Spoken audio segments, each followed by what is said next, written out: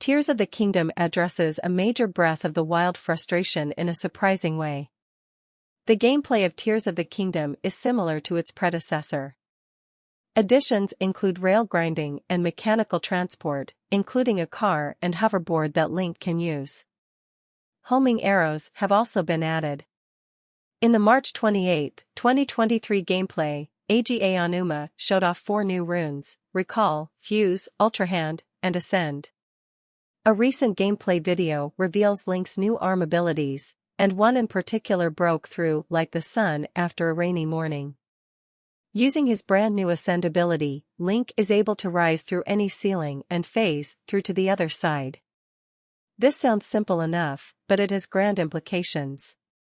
This power can be used in pretty much any place with a roof or ceiling, including a cave.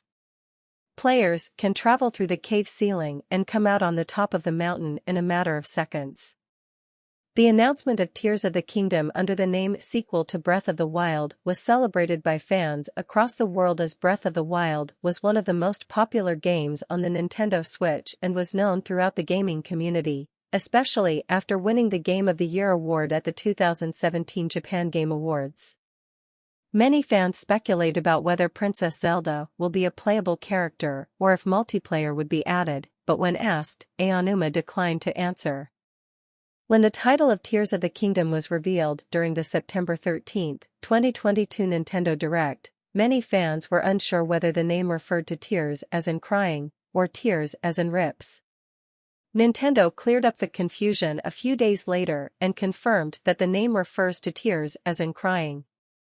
It is unclear which kingdom the title is referring to, as it could mean Hyrule Kingdom, any of the smaller kingdoms in Hyrule, or a previously unknown kingdom. The announcement trailer shows Link and Princess Zelda exploring an unknown subterranean ruin. They arrive in a cavern where a corpse is held in suspended animation, gripped by a pale, ghostly hand. The corpse stirs amidst an earthquake, and the trailer then cuts to a view of Hyrule Castle from the Great Plateau. As the ground shakes, the castle is seen rising into the air. Text is then displayed announcing the development of a sequel to Breath of the Wild.